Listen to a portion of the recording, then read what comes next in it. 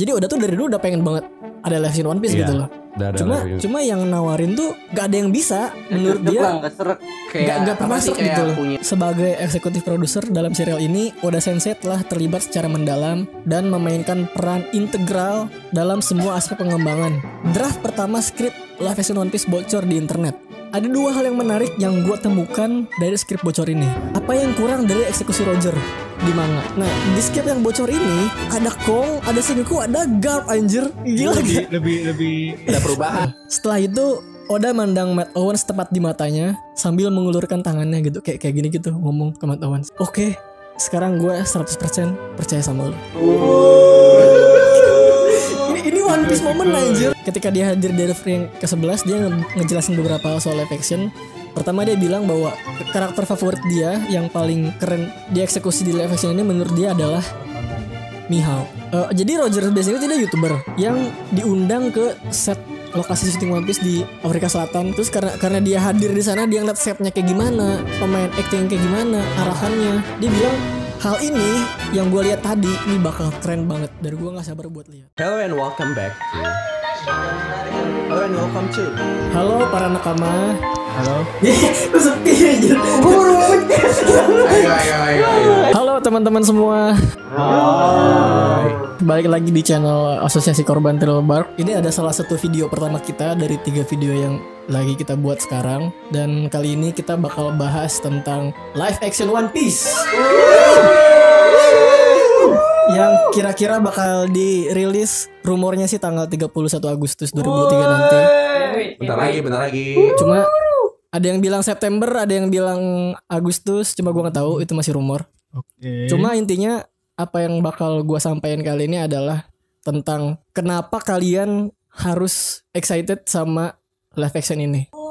Kenapa live action ini bakal gue bilang memutus kutukan live action. Memutus kutukan live action maksudnya apa gitu? Jadi kan live action kan dari dulu udah banyak tuh live action anime. Dan kita tahu sebagian besar jelek semua, ya gak sih? Lebay banget. Iya. Maksudnya gimana ya? Kayak ada yang gak akurat banget. Iya. Ada yang akurat tapi terlalu akurat gitu loh. Jadi aneh gitu maksudnya. Pas dilihat dari digambarkan di dunia nyata tuh gitu loh, jadi aneh gitu loh. Iya kayak Attack on Titan dan segala macam lah teman-teman. Ada Death Note anjing, itu live action paling geli yang pernah gue lihat anjing, Death Note yang Netflix. Oh iya. Oh iya. Gue gak nonton anjing itu. Ultraman live actionnya itu yang bokep bangsat. Gue tahu aja. Yang cewek kan Ultraman-nya. Dikat gak kira-kira? Ya gampang lah. Terus apa lagi live action yang jelek ya? Apa Cowboy Bebop?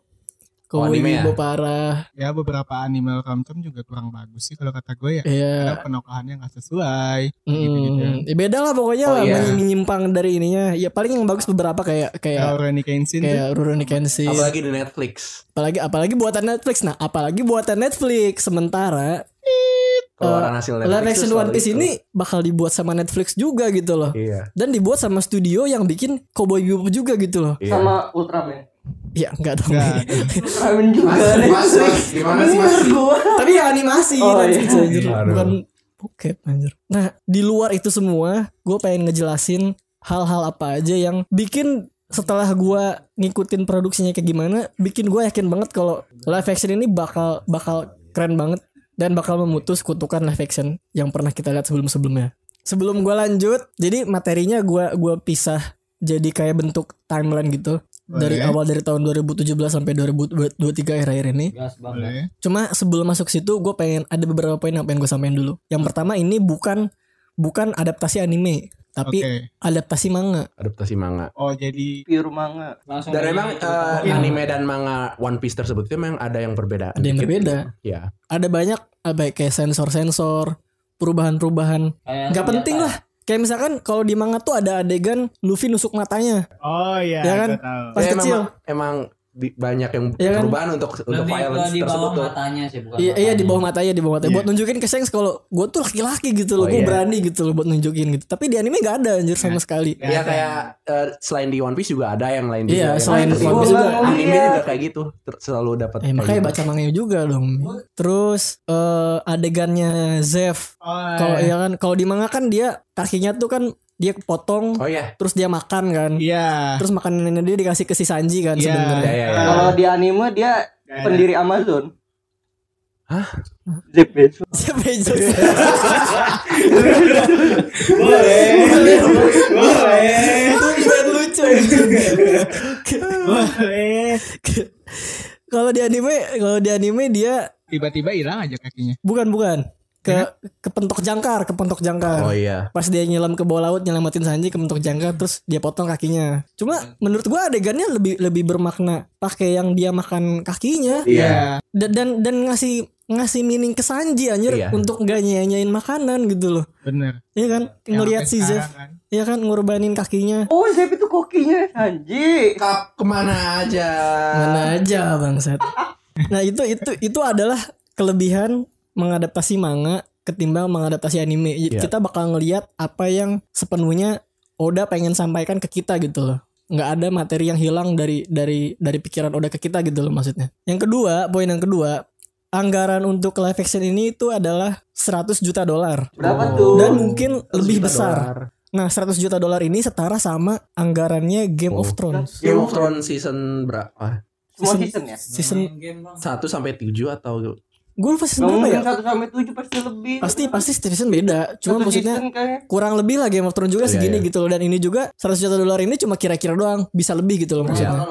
Ya intinya secara finansial kita sama sekali gak perlu khawatir soal live action One Piece ini. Ini udah bener-bener disupport secara besar-besaran oleh Netflix. Oh iya, pengen nanya juga. Apa? Kira-kira ada yang live action yang sekitar segitu di Netflix tapi hasilnya jelek, ada gak kira-kira? Setahu gue Cowboy Bebop nggak sebesar ini anggarannya.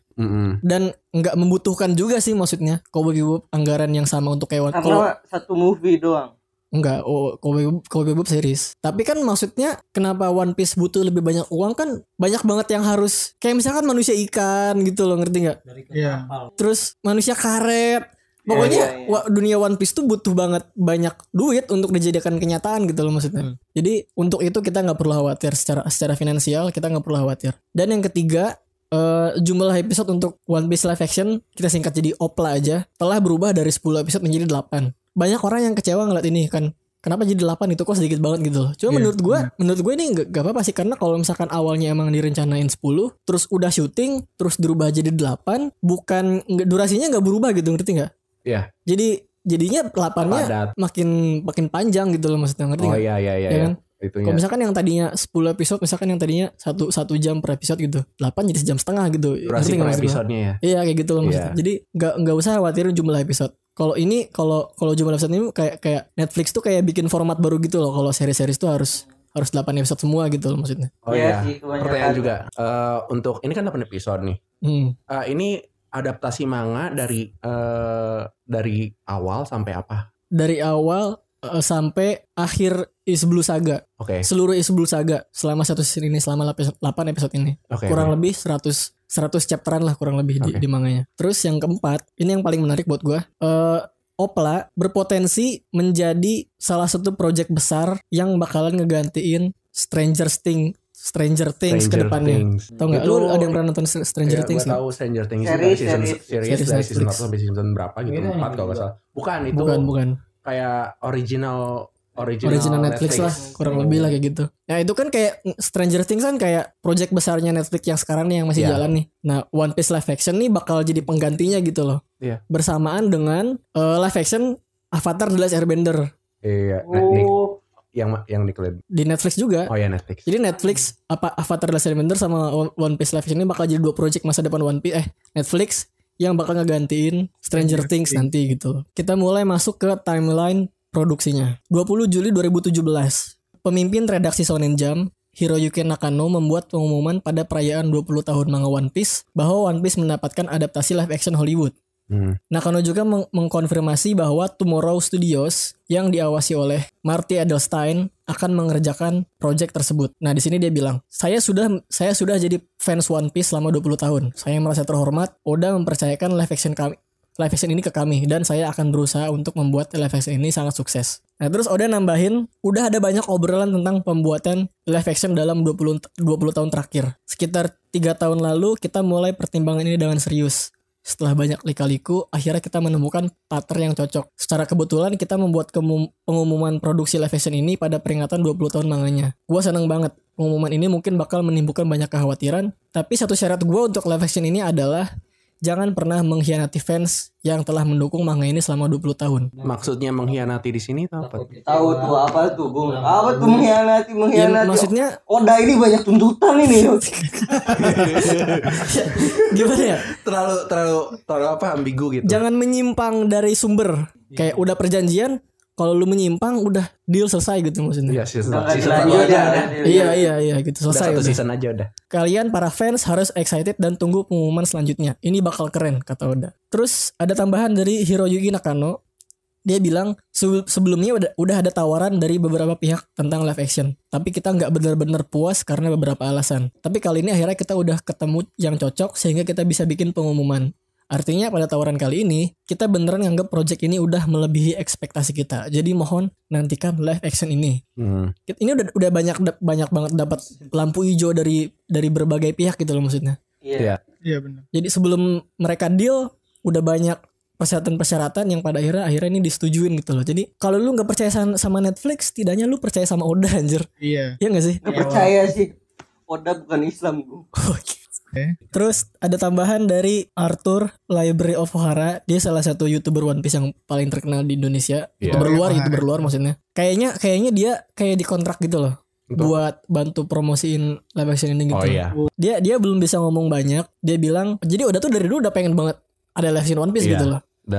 Cuma yang nawarin tuh gak ada yang bisa menurut dia. Gak seret. Kayak pernah sih kayak gitu loh. punya lamaran kerja. Iya gitu. Tapi history kerjaan lu tuh jelek. Iya gitu. Atau nggak proposalnya tuh jelek gitu loh. Apa yang diajuin gitu loh. Nah sekarang ini Netflix ini ya baru ada tawaran. Studionya cuy. Studionya. Dari Tomorrow Studio yang pertama nawarin, bukan Netflix. Nanti gue lanjut dulu. April 2018. Ada apa tuh? Eiichiro Oda diinterview sama editor dari Weekly Shonen Jump. Oda bilang, ya gue udah ketemu sama eksekutif produser Marty Edelstein. Dan visi kita tentang bagaimana mengadaptasi serial ini dan apa yang ingin kita capai sudah cocok banget. Kita benar-benar ada di pemikiran yang sama tentang elemen yang paling penting, yaitu menghormati para fans. Jadi awalnya gue agak cemas, tapi sekarang yang gue rasain cuma excited. Jaksel banget tuh Oda tuh. Ini terjemahan gue sih. Aduh. 19 Juli 2019.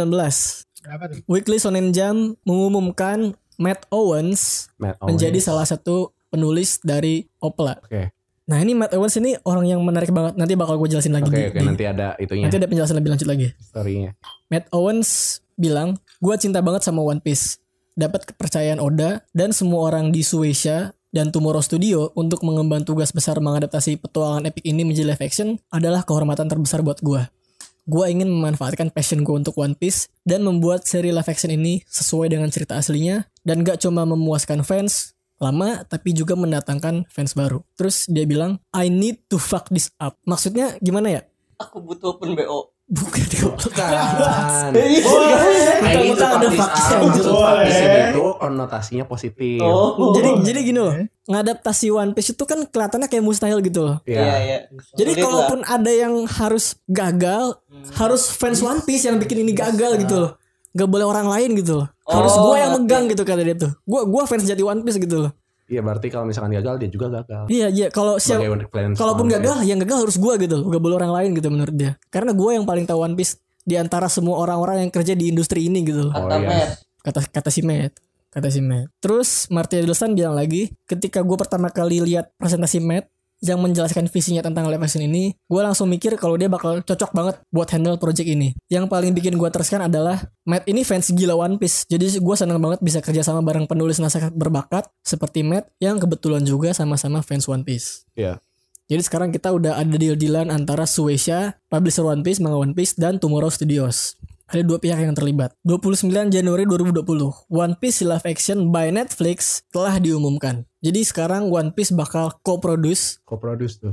Diproduksi bersama oleh Netflix dan Tomorrow Studios. Di One Piece bakal ngegelontorin dana besar, ngebantu mungkin physical production. Awalnya mah si Oda tuh satu visinya sama Tomorrow Studio kan. Sama Tomorrow Studios. Belum dapat kayak siapa yang bakal nayangin gitu-gitu belum dapat. Akhirnya ada deal sama sama Netflix. Lanjut. Dan Twitter official One Piece live action Netflix mengumumkan Oda bakal mengawasi pembuatan live action ini. Iya. Menurut Oda, Netflix akan memberikan support yang luar biasa besar untuk produksi ini. Nah, sekarang kita bikin rangkuman pihak-pihak mana yang terlibat. Ada Shueisha, publisher One Piece, Tomorrow Studios, dan Netflix. Orang-orangnya adalah ada executive producer Marty Edelstein dan Bucky Clemens, ini dari Tomorrow Studios tadi. Lalu ada Eiichiro Oda dari Shueisha sebagai executive producer, Matt Owen sebagai penulis dan executive producer dan sebagai showrunner, terus Stephen Maeda showrunner, writer, penulis, dan executive producer. Nah, tadi kan ada kayak executive producer, showrunner gitu-gitu. Nah, itu apa gue jelasin. Executive producer itu sering disebut sebagai CEO dari produksinya. Seorang executive producer mempunyai kedudukan atau pimpinan tertinggi dari struktur produksi. Tugasnya adalah memimpin serta melakukan supervisi di bawah baik dalam sebuah series, acara TV maupun film. Nah, Oda tuh dapat posisi ini. Memantau. Iya. Oda dapat posisi CEO dari produksi ini. Pada intinya bisa merekrut tim utama seperti sutradara dan lain-lain sebagainya, termasuk merevisi skrip kalau dia ngerasa ini nggak cocok gitu. Merevisi skrip. Udah kayak. Oh iya. Yang udah paling atas gitu. Skrip dan scene-nya juga atau gimana? Ya apapun. Namanya eksekutif. Iya. Produser. Apapun. Kalau dia ngerasa ini kayaknya nggak gini gitu, yaudah ganti gitu. Big boss lah. Big bossnya gitu. Im samanya di project ini gitu. Terus showrunner adalah seseorang yang punya kreatif kontrol utama dan manajemen dari sebuah TV show dan bertanggung jawab untuk membuat ruangan writer itu tetap bekerja gitu, tetap muter gitu kayak mesinnya gitu di ruangan penulis. Nah, jadi Matt Owen sama Stephen Maeda ini kayak di penulisan yang ngatur produksi gini, yang capeknya gitu loh. Nah, Oda tuh tinggal kayak enggak gini gitu loh, yang hasilnya gitu. Iya gitu. Kayak dosennya lah gitu. Pembimbingnya gitu. Dosennya gitu. Beda. Nanti itu mah. Beda. Pengujinya kita penonton. Pengujinya penonton. Yang penting di ACC Oda dulu. Nanti 3 sidang kalau udah jadi. Ada 2 kali sidang nih. Sidang Total. Februari 1, 2020. Ted Biaselli mengumumkan dia ikut dalam pengembangan project live action One Piece ini. Gue nggak tahu dia perannya apa, tapi dia di satu podcast dia bilang kita kerja bareng langsung sama Oda, diskusiin hal apa yang akan works di live action dan yang gak akan works di live action. Dan setiap kali mereka melenceng dari intisari dari satu adegan, Oda langsung koreksi kayak, weh gak gitu, adegan ini tuh intisarinya gini, bukan tentang itu tapi tentang ini gitu loh, lu poinnya salah gitu loh. Terus tim yang lain langsung kayak, oh ya oke siap gitu, dan pada respect gitu sama opininya Oda gitu loh. Iya. Ya kalau gak setuju putus kontrak. Iya gitu. Gimana lagi? Iya, karena dari awal juga syaratnya udah ngeri ya, misalkan melenceng putus kelar gitu.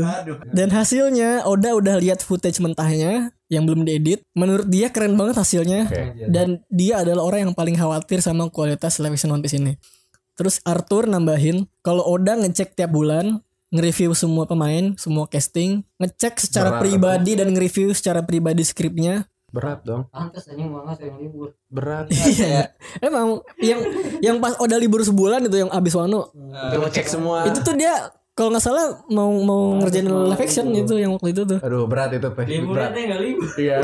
Iya, liburnya gak libur aja. Terus artikel Netflix Tudum nambahin, sebagai eksekutif produser dalam serial ini, Oda Sensei telah terlibat secara mendalam dan memainkan peran integral dalam semua aspek pengembangan, termasuk persetujuan casting, pasca produksi. Artinya kalau CGI-nya nggak sesuai, Oda juga tetap punya kendali, penyempurnaan tone dengan level detail yang ahli. Maksudnya tuh kayak dia tuh expert dari One Piece ini loh, dia yang tahu sekali tentang One Piece gitu loh. Detail. Dan detailnya tuh dia benar-benar suka disampaikan gitu loh. Oda. Iya. Karena kan ada beberapa kayak kayak Easter egg gitu kan secara detail. Iya kayak gitu. Detail sekecil apapun gitu. Iya. Berarti Pandamen ada. Bisa jadi ada.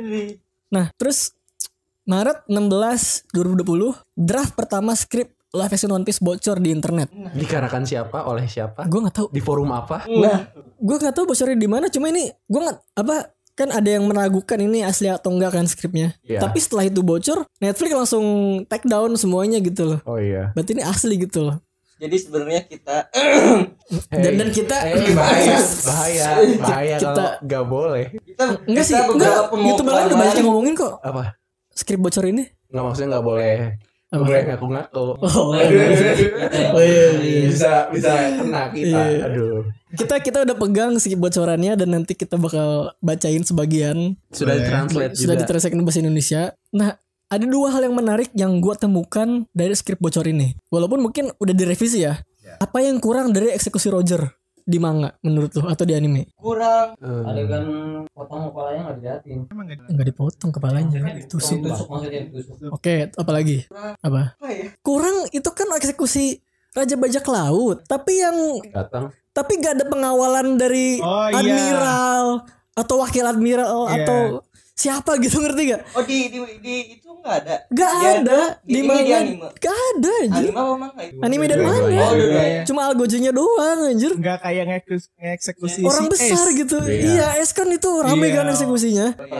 Terus gak ada sepi anjir eksekusi Roger. Gak ada di anime manga itu. Sengoku dan lain. Gak ada. Sama sekali gak ada, cuma algojonya doang anjir. Sarankan gimana kan kalian? Kan Roger sendiri kan sih yang nyalahin dia. Iya, tapi kan tetap aja harus ada pengamanan loh. Salah satunya. Enggak, tetap aja Raja Bajak Laut dikawal buat ke platform itu harus kan, apalagi itu Raja Bajak Laut tertinggi. Takut ada kerusuhan segala macem gitu loh, ngerti gak? Harusnya ada pengawalan anjir.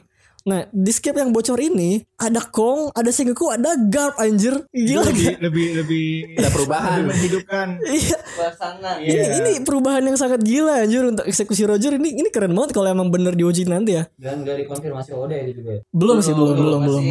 Terus yang kedua, ada adegan Mr. Seven ngerekrut Zoro di live action. Oke. Lu tau gak di Alabasta tuh si Zoro pernah ngomong sama Mr. One kalau kayaknya gue kenal lu deh. Kayaknya kita pernah pengen ngerekrut lu deh buat masuk ke Baroque Works gitu loh. Oh iya, gue pernah kata Zoro, gue pernah ketemu gitu loh. Ternyata gak diceritain di manga, maksudnya gak ada adegannya. Tapi Zoro tuh pernah ketemu sama Mr. Seven, diajakin gabung Baroque Works. Terus Mr. Seven-nya dibunuh sama Zoro. Bener dibunuh anjir. Kan biasanya gak ada kematian kan di sini. Ini gak dibunuh anjing. Makanya Mr. Seven yang asli yang udah mati sama Mr. Seven yang kita lihat pada akhirnya di Alabasta itu beda anjir. Oh, beda orang. Di SBS ada penjelasannya gitu loh. Beda orang. Beda orang. Nah, kalau yang tadi kan belum terkonfirmasi itu yang berubah itu yang Kong yang ada yang ada 3 Kong siapa tadi Garp sama Sengoku itu kan belum terkonfirmasi. Kalau ini informasi ini kan gue dapat dari Discord One Piece Live Action kan, kayak ada mata-matanya gitulah. Nah mereka dapat informasi kalau ada info tentang siapa yang bakal jadi Mr. Seven tadi gitu loh. Artinya ini terkonfirmasi kan anjir. Ada pemainnya namanya siapa nih? Rebaone. Mr. Seven 2 orang atau 1 orang? 1 orang. Yang ngerekrut Zoronya. Yang awal. Bukan yang iya, ini nih ada kurang lebih nih. Oh itu orangnya. Iya, ini Mr. Seven yang di SBS. Gambaran udah. Yang penting ada. Keuntungan ngadaptasi One Piece sekarang itu, kita itu udah jauh lebih kenal sama materinya dibandingkan dulu gitu loh. Misalkan dulu tuh kita tahu ada Law, tahu ada Bonnie itu tiba-tiba kan di Enies Lobby kan. Iya. Nah di sini itu di One Piece Live Action ini tuh karena kita udah tahu bakal ada apa jadi ke depannya. Oh iya. Oh karena udah terlalu jauh lah. Udah terlalu jauh gitu loh. Iya, ada spoiler. Jadi udah mungkin ada bakal banyak bahasan juga. Ada foreshadowing mungkin nanti. Mungkin bakal ada foreshadowing segala macam tentang karakter apa. Kayak misalkan dari poster Wanted gitu loh. Kayak September 2020. 20 September 2020. Matt Owens hadir sebagai tamu di The Referee. Ada yang pernah denger The Referee nggak? Tahu The Referee kan? Di manganya tahu kan The Referee apa? Ya, yang di Mary Joa. Iya itu. Referee. Yang pertemuan pemimpin negara. Yang si Cibukai dihilangin. Yang keputusannya si Cibukai dihilangin gitu kan. Nah jadi komunitas YouTube di luar negeri tuh setiap tahun 2 kali setiap tahun tuh ngadain acara live stream namanya The Referee. Jadi mereka sekumpulan YouTuber besar One Piece, yang besar sama yang kecil juga sih diundang semua ngumpul di acara live stream itu. Dan Matt Owens hadir di sana. Online live stream. Hadir di sana dan ngomongin live action. Di sana dia nyeritain beberapa detail tentang, enggak detail sih, kayak petunjuk lah. Clue gitulah tentang live action ini. Dan dia nyeritain cerita bagaimana dia pertama kali ketemu sama Oda. Ini udah ketemu lah, rapat kan ya, pasti. Masa iya nggak ketemu anjir. Itu kan setelah. Iya. Face to face bener. Kayaknya di studio Tomorrowland mah udah ketemu semua sama tukang pelnya juga udah ketemu nih. Ini ketemunya di Suecia di Jepang. Pertama kali mereka ketemu, menurut Matt, Oda orangnya kalem banget. Maksudnya kayak agak sombong gitu maksudnya. Kayak terus dia bilang Oda tuh lucu gitu maksudnya, orang konyol gitu. Tapi walaupun sikap Oda kayak gitu, dia tuh masih kayak skeptis gitu, kayak ngerti nggak? Masih ragu-ragu gitu. Kayak si Odanya gitu, Odanya. Kalau bahasa masih belum sekarang masih belum apa? Trust issue gitu. Masih trust issue. Masih trust issue gitu sama tim live action. Ya ada trauma ya. Dulunya Oda emang ada trauma ya. Ada trauma gitu.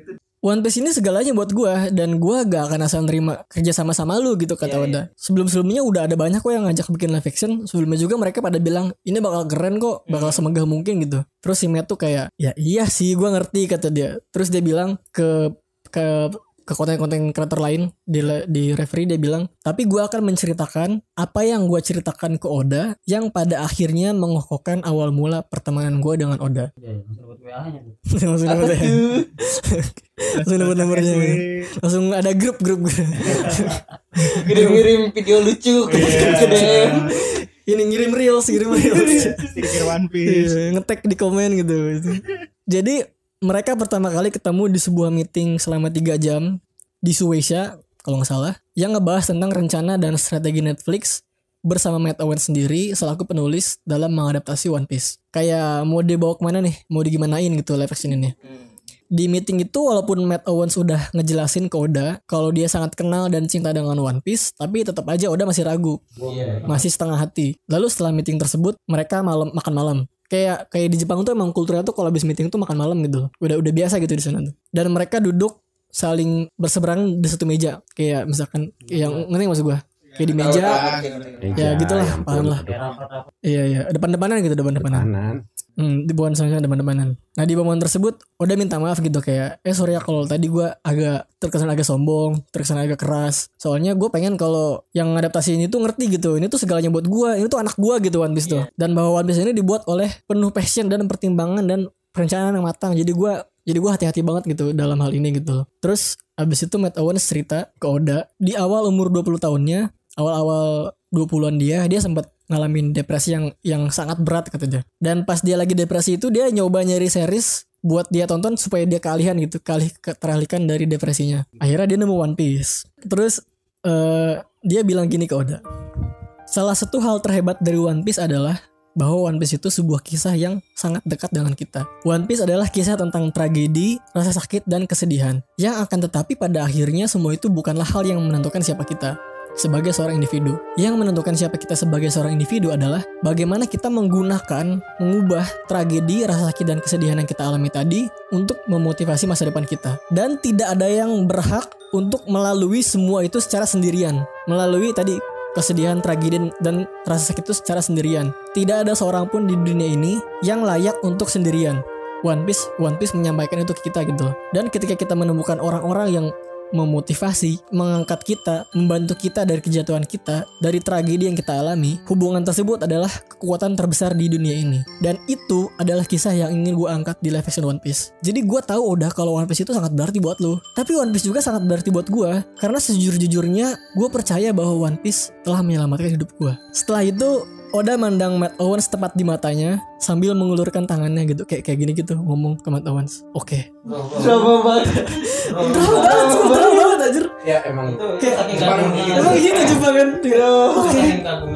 Oke. Sekarang gua 100 start dulu dong Bang. Setelah itu Oda mandang Matt Owens tepat di matanya sambil mengulurkan tangannya kayak gini, megang tangannya dan berkata, "Oke, sekarang gua 100% percaya sama lo." Ini One Piece moment anjir. Ini nakama moment anjir. Kayak pas Nami kayak Luffy tolong aku gitu.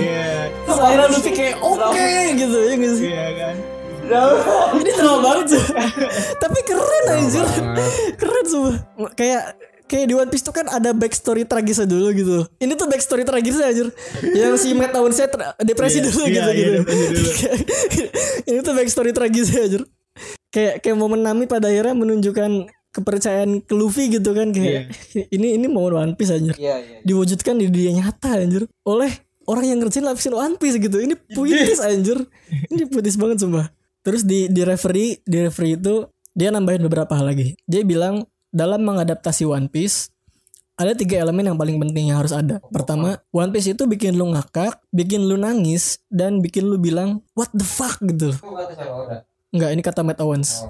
Dia bilang 2 kesulitan terbesar sejauh ini ketika referee tersebut direkam ya, lagi live tersebut, dia bilang pertama adalah 1 mengadaptasi komedi One Piece yang Jepang banget dan kadang kekanak-kanakan gitu, menjadi bisa lebih diterima oleh penonton secara umum seluruh dunia gitu. Diadaptasi gitu. Jadi yang pertama mengubah komedi menjadi skalanya yang global gitu, bukan ini kan komedi Jepang kan One Piece kan, komedi anime banget gitu loh, lokal gitu. Nah gimana caranya ini biar bisa diterima secara global. Dan yang kedua adalah bahwa Is Blue Saga itu di manga tuh maupun di anime tuh terasa episodik. Tau gak episodik? Kayak episodik tuh kayak dari arc lain tuh kayak misah. Bisa ya. Walaupun ada keberlanjutan ya, cuma kerasanya tuh kayak eventnya berbeda. Iya kayak SpongeBob. Tiap episode tuh kayak udah rubah lagi aja gitu. Iya berbeda. Iya gitu. Kerasa itu episode gitu awal-awal sebelum tuh gitu loh. Terpisah. Nggak begitu kerasa continuity gitu loh maksudnya. Nah, dan misi live action ini adalah untuk memanfaatkan segala elemen canon yang ada di cerita One Piece agar Is Blue Saga di live action One Piece tuh gak kerasa begitu episodik tanpa mengkhianati cerita manganya. Kayak tadi kan kayak nambahin yang Zoro ketemu Mr. Seven itu kan, atau elemen-elemen lain gitu. September 27 2021 kita dikasih tahu kalau codename projectnya adalah Project Panda. Tadinya Project Roger jadi Project Panda. Tahu kenapa disebut Project Panda? Pandaman. Luar biasa. Dan akhirnya November 9 2021 pemain utamanya akhirnya diumumkan. 5 pemain utama. Mana pemain utamanya? Ini dia 5 pemain utama kita. Gak ada yang gua kenal Gringo. Bukan Hollywood ini. Bollywood pasti nih. Itu makin si Mackenzie pemain Zoro. Dia main di Rurouni Kenshin anjir. Oh yang jadi itunya. Tahu gua rambut putih ya, yang rambut putih. Nah, gua ngerti kenapa ragu. Live action One Piece makanya pemain-pemain yang pendatang. Masih belum sibuk pendatang, biar gak ada jadwal bentrok anjir. Iya sih. Kalau pemain veteran. Iya. Kalau pemain veteran besok tahun depan mau syuting tunda. Iya, film besar. Iya. Aduh. Ada ini nggak lu kayak pendapat lu gitu dari 5 orang ini? Ada sih. Kenal deh pendapat gue. Dari looknya aja dulu, Dari looknya. Nami cakep banget ya. Masuk ke saran nih kira-kira. Itu rasnya itu. Si Luffy tuh Brazil, dari manganya dia berdasarkan orang Brazil, tapi dia tuh dari Meksiko kalau nggak salah. Masih masuk lah, masih masuk. Itu resmi, Luffy dari Brazil. Iya, resmi. Usopp di manga berdasarkan Afrika Selatan, tapi kalau pemainnya ya Afrika Amerika lah, Amerika. Nami Swedia. Nama aslinya Amerika anjir. Sanji di manga berdasarkan Prancis, tapi pemainnya Jerman Rusia. Tapi gue denger aksennya British sih. Nami apa? Swedia. Pemainnya Amerika. Zoro berdasarkan Jepang, pemainnya juga dari orang Jepang asli. Oke. Berarti sesuai dengan kira-kira hampir sesuai dengan. Iya. Masih masuk. Enggak ada yang begitu menyimpang lah. Iya. Masih masuk. 15 Januari 2023. Berapaan tuh? Matt Owens hadir lagi di referee selanjutnya. Tapi gue salut dia hadir di referee sebelumnya kan dia cuma sejam kurang lebih ya. Di referee ini dia hadir streaming 8 jam anjir. Ini kalian ngapain? Membuktikan dia fans One Piece berat anjir, ngobrol streaming 8 jam berturut-turut ngobrol One Piece. Sesuai dengan yang dia klaim gitu, maksudnya enggak bohong gitu. Klaim bahwa dia itu fans One Piece. Iya. Di referee yang ke-11, ketika dia hadir di referee yang ke-11 dia ngejelasin beberapa hal soal live action. Pertama dia bilang bahwa karakter favorit dia yang paling keren dieksekusi di live action ini menurut dia adalah Mihawk. Yang paling keren itu mirip atau apa? Secara eksekusi. Badas. Secara mungkin penggambaran, secara juga mungkin kali ya pas udah termasuk acting itu. Masuk acting. Kayak mungkin pas pedangnya gitu loh, pas ngobrol sama Zoronya gitu loh. Pokoknya eksekusinya sempurna lah menurut dia Mihawk tuh. Terus di sini ada YouTuber nanya ke dia namanya Rogers Base. Enggak, bukan nanya. Jadi dia ngomong kayak, "Oke, Matt, gue tahu lu nggak bisa ngomong banyak karena udah ada deal-dealan sama Netflix, belum banyak yang bisa dibuka. Tapi jadi Rogers Base ini tidak YouTuber yang diundang ke set lokasi syuting One Piece di Afrika Selatan buat kayak ngerekam apa behind the scene-nya gitu loh. Diizinin buat ngepromosiin behind the scene-nya gitu loh. Cuma dia belum boleh ngebuka banyak gitu, belum diizinin sama Netflix. Terus karena dia hadir di sana, dia ngeliat setnya kayak gimana, pemain acting kayak gimana, arahannya. Dia bilang, ini bahasa Inggrisnya dulu ya. Belum ada fucknya nih. Enggak ada dong. Dia bilang, "My mind was blown and Regan's mind was blown. When we were walking around the set of this particular thing, I was so unbelievably impressed by this one specific story arc." Jadi apa ini mind was blown, gimana sih ngomongnya mind was blown? Itu bukan terpukau. Kayak gue terpukau banget, mind blowing banget ketika gue masuk ke set dan gue bener-bener impress ketika ngelihat set untuk arc ini gitu loh. Arc ini apa ini? Dia nggak ngasih tau arc ini apa. Ada yang bilang kalau ini Baratie, ada yang bilang kalau arc ini tuh arc-nya Usopp. Kayak kan dia bilang, gua nggak nyangka arc ini bakal keren gitu loh. Sedangkan arc yang kira-kiranya, sedangkan set Baratie itu udah dikasih tau kayak gimana dan bagus gitu loh. Tapi dia bilang, gua nggak nyangka arc ini bakal keren. Kata lo apa menurut lo? Arc yang mediocre. Arc yang biasa aja. Atau arc yang di mata fans non One Piece biasa aja deh. Masih mungkin di Saga Blue masih kan? di Saga Blue. Usopp sih. Usopp gak sih arc-nya Usopp? Yang di bagian Yang si Kurahador, si Kuro iya. Kayak ngerti gak sih? Ini lampu hijau anjir kayak dia udah lihat sendiri perubahannya gitu loh. Yang dibuat di live action ini, yang dia gak nyangka kok arc ini jadi keren gitu dia bilang. Terus dia bilang, "Matt, I know you can't say this, but I will say this for you. That this particular one is gonna be fire. I can't wait to say it." Gue tahu lu belum bisa bilang apa-apa. Cuma gue bakal bilang sendiri bahwa hal ini yang gue lihat tadi ini bakal keren banget dan gue nggak sabar buat lihat. Dia bilang gitu.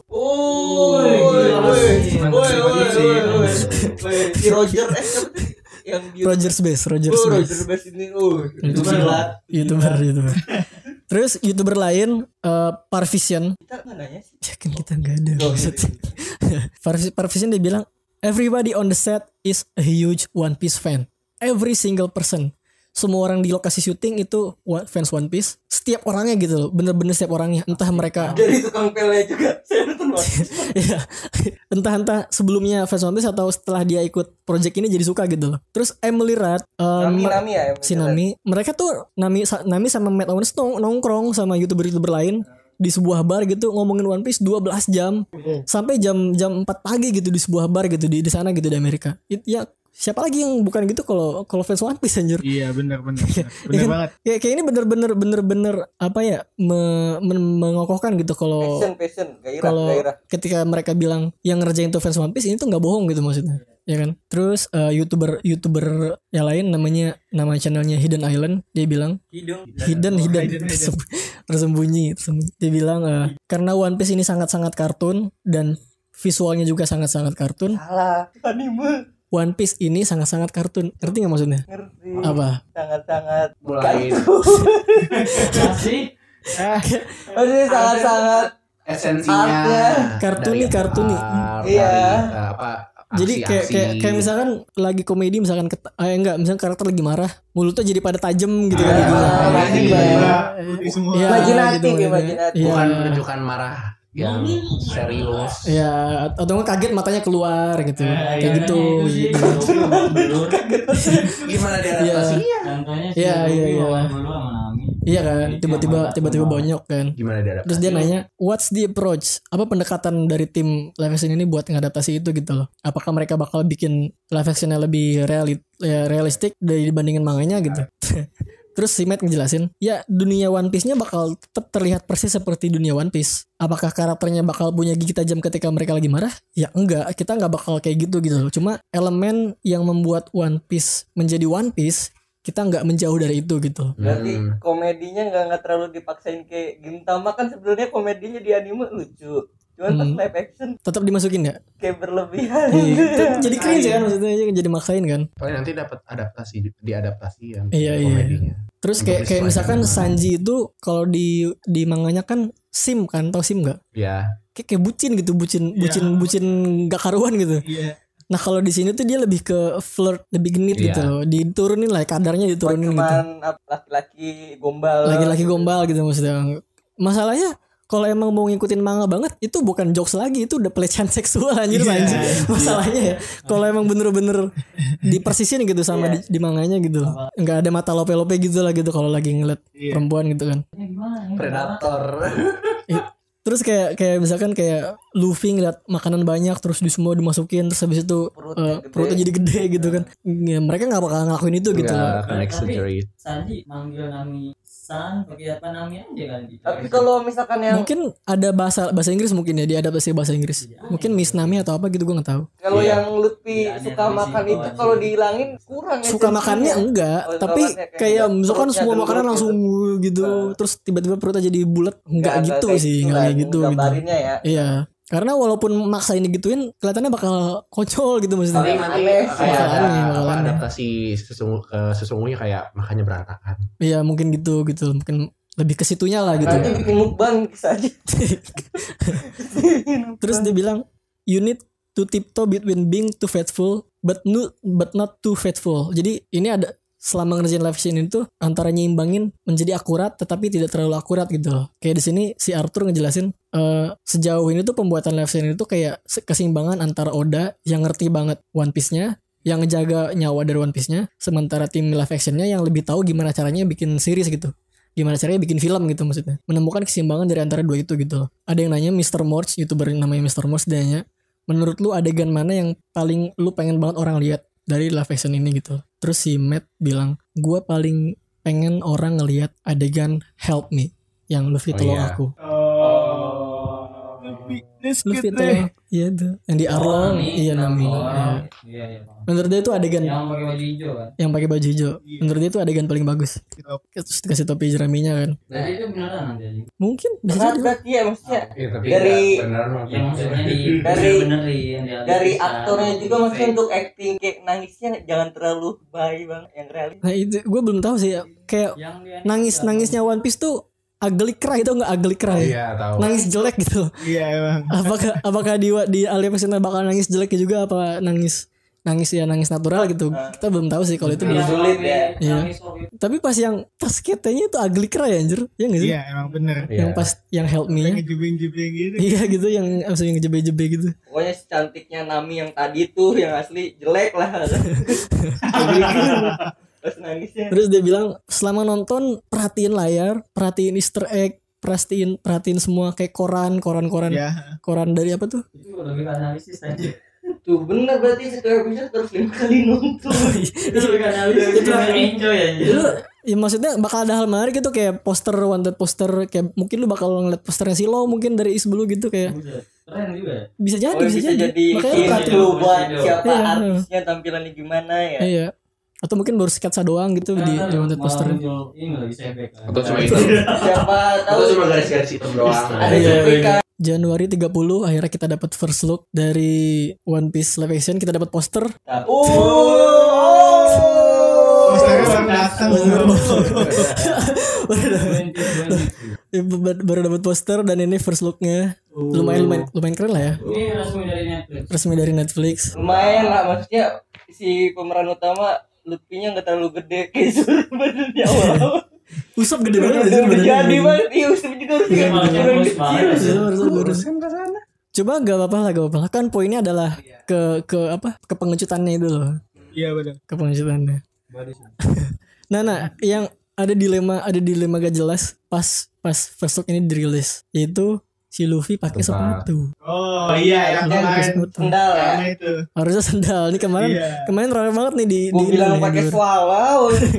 Tapi akhirnya si pemerannya Nami. Artinya kalau di poster gitu dia pakai sepatu dong kesana atau salah poster doang. Itu dijelasin nama Nami, pemeran Nami. Kayak kan ada yang nanya kenapa Luffy pakai sepatu gitu, kenapa nggak sendal? Terus si Nami bilang semua pemain tuh sebisa mungkin ngerjain stand itu sendiri, nggak pakai stuntman sebisa mungkin.